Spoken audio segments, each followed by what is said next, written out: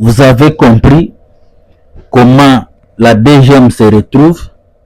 Nous avons dit que la DGM vend les passeports, la DGM vend les tenants des passeports, la DGM vend la CPGL, la CPGL aussi vend des visas. Si nous sommes incapables de nous organiser à l'interne, ce n'est pas le problème de nos pays limitrophes. Parce que vous devez savoir que les visas d'établissement spécial pour 5 ans coûtent aux environs de $653. Les visas d'établissement spécial pour 10 ans coûtent autour de $700.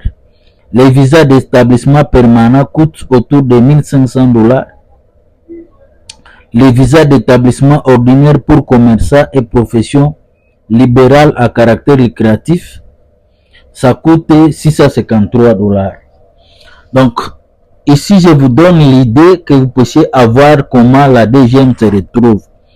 En tant que les gens qui sont basés, qui se développent dans le tourisme, vous devez savoir qu'il y a les visas touristiques.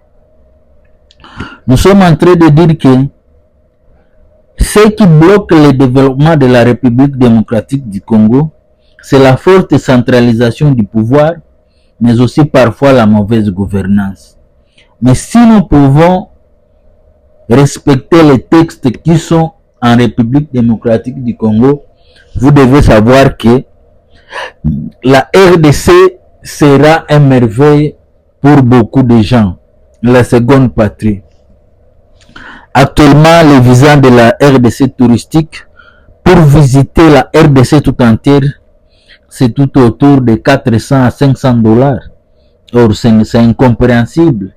Alors que dans d'autres pays, les visas coûtent $30.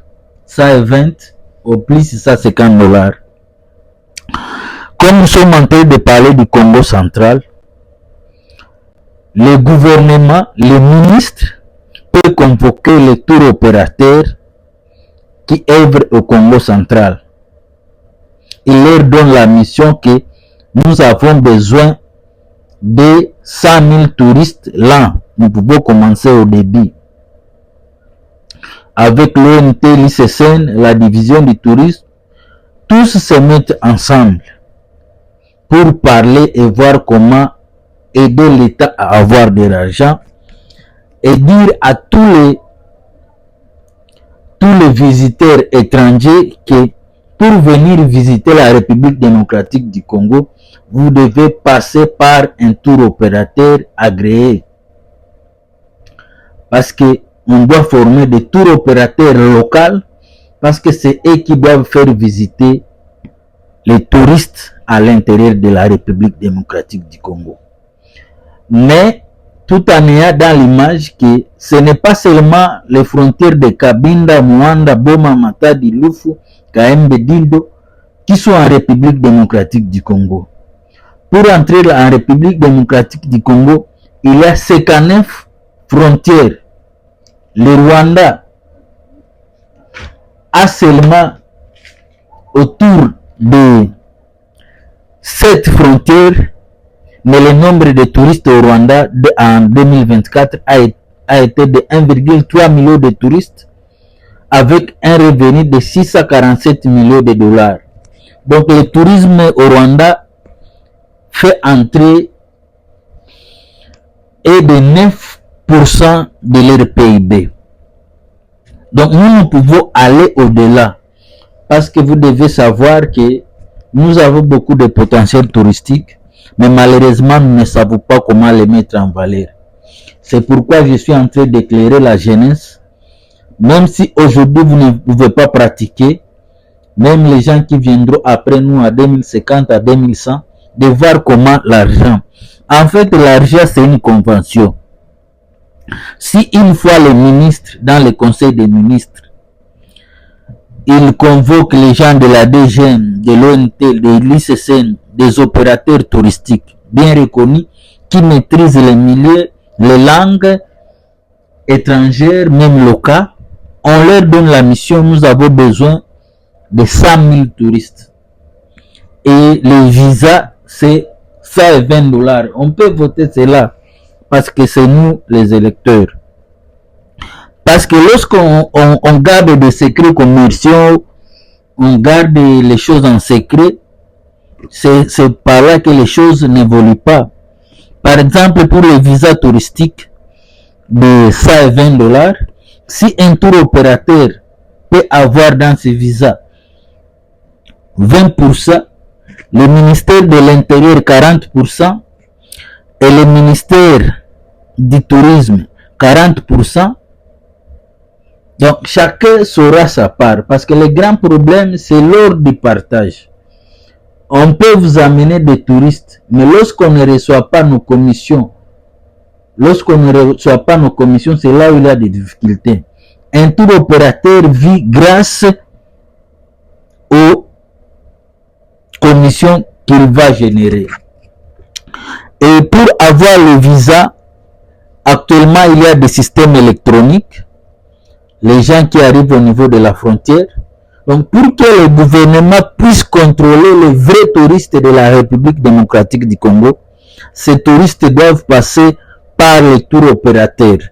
Et un tour opérateur, c'est quelqu'un qui maîtrise les milieux, qui maîtrise les circuits, quelqu'un qui maîtrise les langues étrangères. Nous vous avons donné l'exemple des îles Témérites où il y a 7 millions de touristes. Sur l'Angola, il y a eu 400 000 touristes. Et nous, la RDC, combien nous avons eu de touristes? Vous devez savoir, lorsqu'on conduit les touristes à l'intérieur de la République démocratique du Congo, nous trouvons toujours des bureaux de la Direction générale des migrations. Ce n'est pas mauvais, mais moi, mon problème, est-ce que les gens qui sont à Maniema et quelqu'un qui est au niveau de la frontière, est-ce qu'ils ont les mêmes avantages?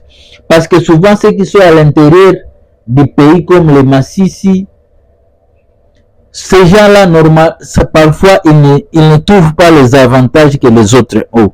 Alors que nous devons traiter les gens d'une même pied d'égalité pour que chacun puisse bien faire son travail. Souvent, les gens sont corrompus, font des détournements à cause de la pauvreté ou parce qu'ils n'ont pas la morale. Donc, si les ministres qui ont le pouvoir décident de donner le tour opérateur ce mandat d'amener des touristes en République démocratique du Congo pour que les touristes viennent à un niveau de 120 $, ça sera beaucoup d'argent. On va faire des petits calculs. Imaginez 120 000 touristes arrivent en RDC et que les visas touristiques coûtent 120 $. Nous aurons 12 millions de $ seulement pour les entrées des touristes à la République démocratique du Congo. Donc ces 12 millions, ce ne sont pas des emprunts. C'est quelqu'un qui vient voir la RDC et rentrer. Il paie 120 millions. Et ils vont nous générer 120 millions de $. Donc le gouvernement, les ministères doivent travailler comme des entrepreneurs.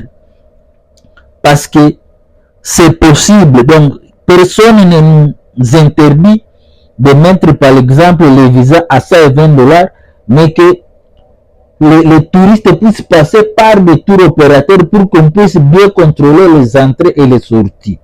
Parce que souvent, en République démocratique du Congo, nous avons des problèmes de contrôle de nos frontières. C'est vrai, c'est notre responsabilité. Pour que nous puissions bien travailler, il faut penser aussi à la rémunération.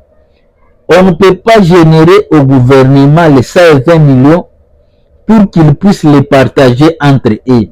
Parce que l'article 58 de la Constitution nous dit que tout Congolais a droit de jouir du bien de la République démocratique du Congo. Seulement piétiner en RDC et avoir ça et 20 millions de $, c'est simple, c'est possible.